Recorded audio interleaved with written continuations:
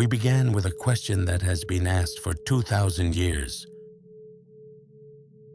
We followed it through the Gnostic libraries of Alexandria, through the Demiurge, the Archons, the spark of consciousness caught in a world it did not design. We followed it through the high passes of Tibet, through the bardos, the light, the turning away. We followed it into the mechanics of the mind itself, the self as construction, the system that maintains its own blindness. And we followed it into something more personal, into the gap on the seventh day of silence, into the words of the dying, into the vertiginous discovery that the map and the territory were never different things. This is the last episode. In it, the question comes home.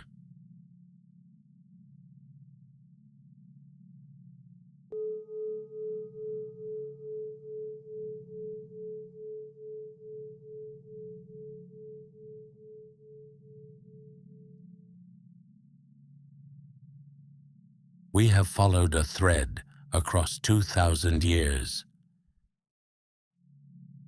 From the archives of Alexandria to the high passes of Tibet. From the cosmologies of the Gnostics to the bardo teachings of the Tibetan masters. From the libraries of scholars to the silences of retreat. And now, something must be acknowledged that, if these traditions are right, should have been obvious from the beginning. The maps were always also mirrors. The question this series has been asking: what keeps human consciousness asleep? Was never intended as an anthropological question. It was never about other people, other centuries, other traditions. The Bardo Thodol was not written to be read at a scholarly distance. The Gnostic texts were not written for historians. They were written to be read by someone sitting exactly where you are sitting now. The most radical suggestion in both of these traditions, the suggestion that the dominant culture of every era has found most threatening, is not that cosmic rulers exist. It is this: the prison may not be out there. The gate may not be guarded by something external. The Archon at the gate may be the part of the mind that has decided it already knows what it is. The constructed self is not the enemy. The traditions are not asking us to destroy the personality or abandon the world. They are asking something more precise. Can you hold what you are a little more lightly? Can you see the construction without being entirely captured by it? Can you notice the gap between thought and thinker, between experience and the one who says, I experience that? Because in that gap, the teachers say, is everything the maps were pointing to.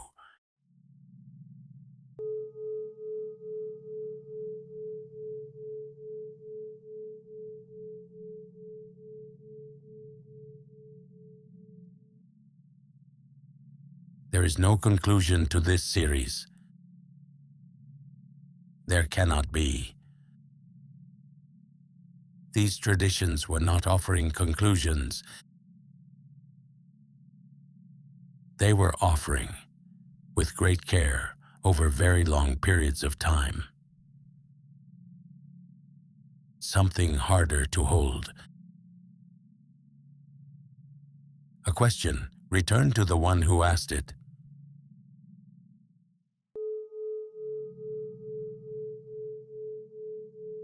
The Gnostic spark waits inside the architecture of a self that can barely see it. The bardo light appears at the threshold of every moment of genuine stillness.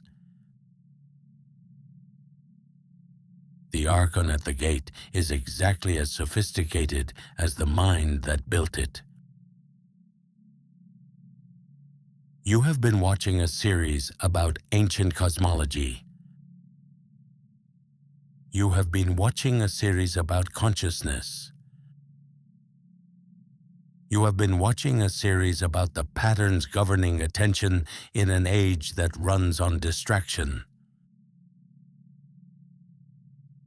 You have been watching a series about a gap. Small, clear, slightly terrifying. Between one thought and the next. The question was never about the Archons. It was about why you looked away.